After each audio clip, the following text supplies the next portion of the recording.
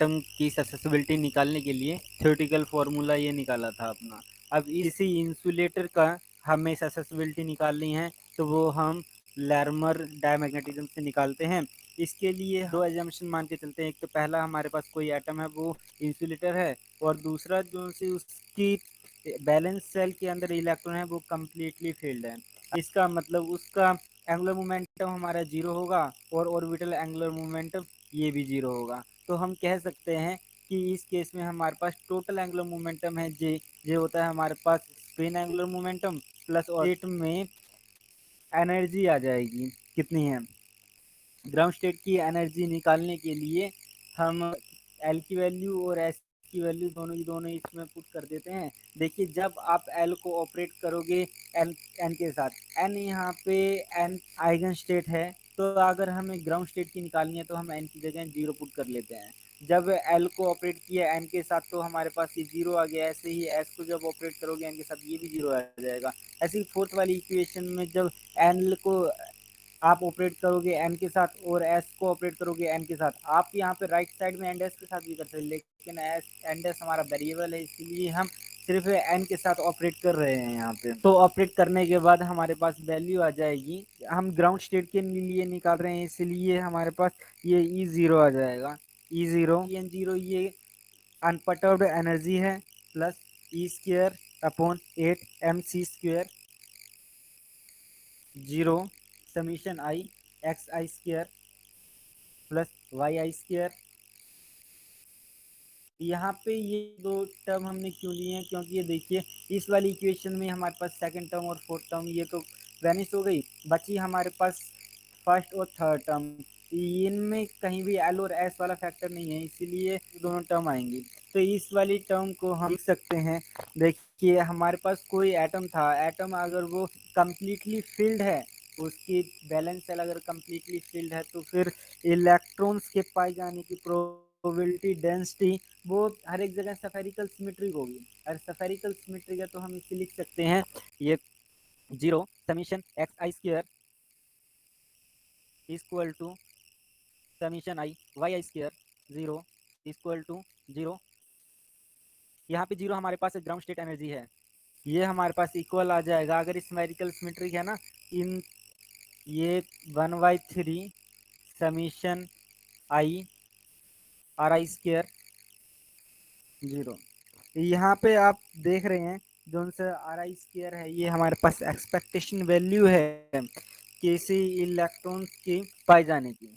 अगर इस वाली इक्वेशन को अगर हम पुट कर दें, जो ये वाली हमारे पास इक्वेशन नंबर 2 आई है, अगर इक्वेशन नंबर 1 में हम पुट कर देते हैं तो हमारे पास आ जाएगा E zero equal to E zero plus E square 8 mc² zero.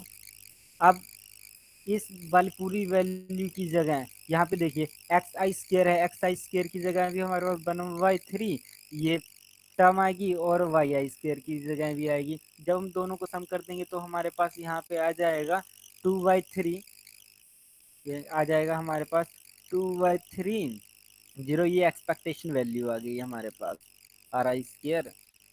तो अगर हम इसे सोल्व करें 2 × 2 2 4 × 8 यानी कि E equal to E zero plus E square upon 12 mc² zero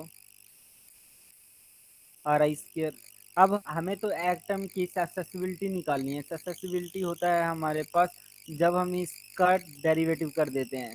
ससेसिबिलिटी होगा हमारे पास -1/v curl square E naught upon curl of V square. जब हमने बी के साथ इसका सेकंड डेरिवेटिव कर दिया है तो हमारे पास ससेसिबिलिटी आ जाएगी, लेकिन ये ससेसिबिलिटी आएगी हमारे पास आइसोलेटेड एटम के लिए।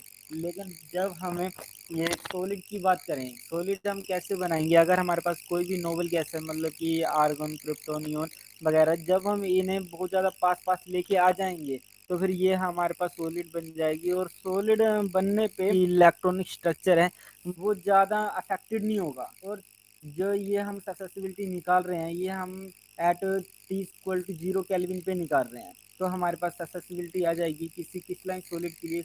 सॉलिड के अंदर तो हमारे पास हम मान रहे हैं कि n नंबर ऑफ एटम्स हैं, तो n n/v curl square E naught curl of V square. अगर इसका हम डेरिवेटिव करें, इक्वेशन नंबर जो से हमने 1 नाम दिए, इसका डेरिवेटिव कर दें रिस्पेक्ट टू वी, तो हमारे पास सक्सेसिबिलिटी आ जाएगी।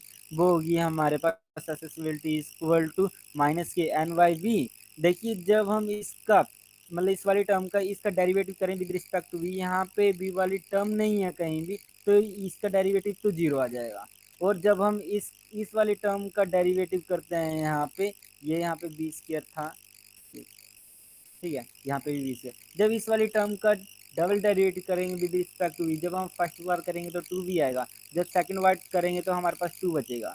तो फिर डेरिवेटिव करने पे हमारे पास आ गया ये ई स्क्वायर 12 mc स्क्वायर, यहाँ पे आएगा इनटू में बी स्क्वायर की जगह आ गया 2, और ऐसे ही सक्सेसिबिलिटी ये summation I R I square,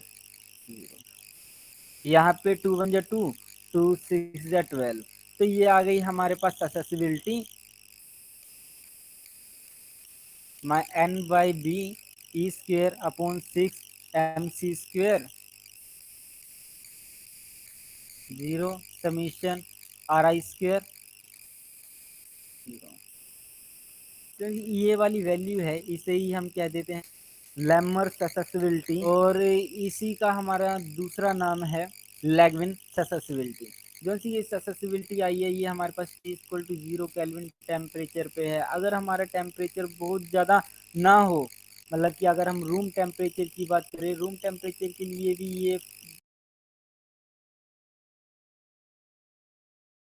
ये हमारे पास सेम रिजल्ट देगी, क्योंकि अगर हमारे पास कोई एटम है, अगर वो कम्प्लीटली फिल्ड है, अगर उसे हमें एक्साइटेड करवाना है, एक्साइटेड स्टेट में लेके जाना है, तो फिर उसे हमें कुछ इलेक्ट्रॉन वोल्ट एनर्जी देनी पड़ेगी। लेकिन रूम टेम्परेचर के ऊपर जो थर्मल एनर्जी होती है, उससे एनर्जी जाती है हमारे 10⁻³ इलेक्ट्रॉन वोल्ट, जो कि एक्साइटेड स्टेट से 1000 गुना कम है।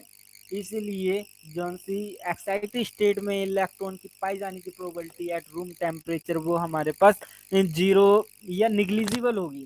तो इसे ही हम कह सकते हैं ये लैमर डायमैग्नेटिक सक्सेसिबिलिटी या फिर लैगविन सक्सेसिबिलिटी। जो सी ये सक्सेसिबिलिटी आई है हमारे पास, इससे हम सॉलिड नोवल गैस को की सक्सेसिबिलिटी फाइंड आउट कर सकते हैं। मतलब कि ऐसा सॉलिड जो नोवल गैसेस से मिलके बना है, या फिर हम एल्कलाइन हैलाइड की सक्सेसिबिलिटी भी इसी से हम फाइंड आउट कर सकते हैं। यहाँ पे हमारे पास डायमैग्नेटिक सब्सटेंस की सक्सेसिबिलिटी वो नेगेटिव आ रही है। वो इसलिए आ रही है कि आप देख सकते हैं एन वाई वी की वैल्यू ये हमारे पास पॉजिटिव है, और ये हमारे पास सभी कॉन्स्टेंट है, तो इसकी वैल्यू भी ये पॉजिटिव आएगी। और यहाँ पे एक्सपेक्टेशन वैल्यू है, यहाँ पोजीशन की वैल्यू का स्क्वायर है यहाँ पे, इसलिए ये भी हमारे पास पॉजिटिव होगी। मतलब सभी टर्म पॉजिटिव है, तो ये नेगेटिव साइन है, यानी कि डायमैग्नेटिक सब्सटेंस की हमारे पास सक्सेसिबिलिटी आ गई है नेगेटिव। और अगर हम कि और फाइंड आउट करने के लिए हम एक एक्सप्रेशन लिखेंगे, वो होगा हमारे पास मीन स्क्वायर आयनिक रेडियस का, मीन स्क्वायर आयनिक रेडियस का, यानी कि ये आर का square equal to 1/ZI summation 0 RI square जो से आप ये वाली चीज दे रहे हैं, ये expectation value of the square of position of ith electron in ground state. और यहाँ पे हमारे पास जेड आई है, ये टोटल नंबर ऑफ इलेक्ट्रॉन्स हैं इन आयन। ये अगर इसकी वैल्यू हम इसे रीअरेंज करके लिखें, तो जेड आई एक्सपेक्टेशन वैल्यू आ जाएगी हमारे पास 0 समीशन आई आर आई का स्क्वायर। ये इक्वेशन नंबर 2, यहाँ पे ये इक्वेशन नंबर 1। इक्वेशन नंबर 2 को जब हम इक्वेशन नंबर 1 के अंदर पुट कर देंगे, तो फिर हमारे पास एक्सेसिबिलिटी की वैल्यू आएगी माइनस के N by V e square upon 6 mc square Z I R square. Diamagnetic substance की सक्सेसिबिलिटी फाइंड आउट करने के लिए हम इसकी मोलर सक्सेसिबिलिटी निकाल लेते हैं। मोलर सक्सेसिबिलिटी निकालने के लिए एन नंबर ऑफ एटम हमारे पास बी वॉल्यूम में आ रहे हैं, और तो फिर हमारे पास एक एटम का वॉल्यूम हो जाएगा BN, और ऐसे ही 1 मोल एटम का हमारे पास वॉल्यूम हो जाएगा NaByN। यहाँ पे Na है एवोगैड्रो नंबर। तो इसकी वैल्यू जब हम मोलर ससेसिबिलिटी में पुट कर देंगे तो फिर हमारे पास आएगी ये molar susceptibility equal to minus के N by V e square upon 6 mc square. यहाँ पे आ जाएगा एन ए ये वी एन और ये एक्सपेक्टेशन वैल्यू हमारे पास ये जेड आई आर का स्क्वायर। यहाँ से हम बी से बी को कट कर सकते हैं और एन से एन को कट कर सकते हैं, तो हमारे पास मोलर ससेसिबिलिटी की वैल्यू आ जाएगी माइनस के Z I N A square upon 6 mc square R का स्क्वायर। ये आएगी हमारे पास मोलर ससेसिबिलिटी की वैल्यू। और हमारे पास ये volume of 1 mole of solid ये आ गया है। अगर हम इसका ऑर्डर फाइंड आउट करना चाहें, ऑर्डर फाइंड आउट करने के लिए हमें इन सब की वैल्यू को पुट कर देना है, तो इसमें हम यूज करेंगे Bohr atomic radius. Bohr atomic radius को ऐसे डोनेट करते हैं और इसकी वैल्यू होती है हमारे पास 0.529 एमस्टोन। और हम यहाँ पे बोहर एटॉमिक रेडियस से मल्टीप्लाई और डिवाइड कर देंगे। माइनस के Z I N A square हमने यहाँ पे मल्टीप्लाई कर दिया बोहर एटॉमिक रेडियस के स्क्वेयर को, और यहाँ पे हम इसे डिवाइड कर देते हैं ताकि हमारी कैलकुलेशन इजी हो जाए। अब इसे और सिंपल करने के लिए हम एक और बोहर एटॉमिक रेडियस से यहाँ मल्टीप्लाई कर देते हैं और यहाँ पे डिवाइड कर देते हैं। अब इसे अगर हम रीअरेंज करके लिखें तो हमें पता है बोहर एटॉमिक रेडियस होता है हमारे पास एच कट का square upon M E square. अगर इसकी वैल्यू हम पुट करते हैं बोहर एटॉमिक रेडियस की, तो हमारे पास मोलर ससेसिबिलिटी बन जाएगी माइनस के Z I N A square A not की क्यू। अगर हम ए नोट की वैल्यू पुट कर देते हैं वो आएगा हमारे पास एच कट का स्क्वायर ऊपर एम ई स्क्वायर और नीचे है हमारे पास 6 mc square R by A not square.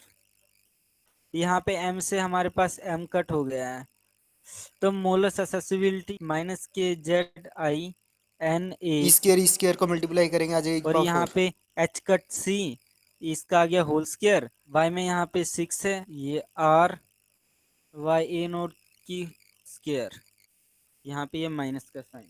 अगर हम इसकी वैल्यू पुट कर दें तो आप जो से ये वाला फैक्टर देख रहे हैं इसे हम कहेंगे फाइन स्ट्रक्चर ऑफ कांस्टेंट।